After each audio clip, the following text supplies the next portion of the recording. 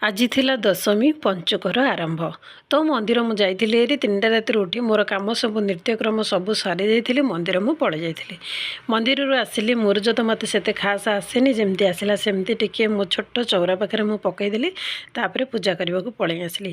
ପୂଜା ସବୁ ସାରିକିରି ପିଲାମାନଙ୍କୁ ନେଲି, ଟିଫିନ୍ ବନେଇ ପିଲାମାନଙ୍କୁ ନେଇକିରି ଛାଡ଼ିକିରି ଆସିଲି। ଆସିଲା ବେଳକୁ ଆଉ ଆଣିଥିଲି ପରିବା କିଛି, ସେଥିରେ ଥିଲା ପରିବାରେ ଥିଲା ମୂଳା ଥିଲା ଆଉ କଲିଫ୍ଲାୱାର ଥିଲା। ତାକୁ ସବୁ ରଖିବି, ସେଟ୍ ସାଟ୍ କରିବି, ଆଉ ଯେଉଁ କାମ ସବୁ ଥିଲା ତାକୁ ସବୁ ସାରିବି। ଆଜି ଗୋଟେ ଥିଲା ପ୍ରୋଗ୍ରାମ୍, ଆମର ଗୋଟେ ବର୍ଥଡ଼େ ପାର୍ଟି ଥିଲା। ବର୍ଥଡ଼େ ପାର୍ଟିକି ସବୁ ସାଙ୍ଗମାନେ ଆମେ ଯାଇଥିଲୁ ହେରି।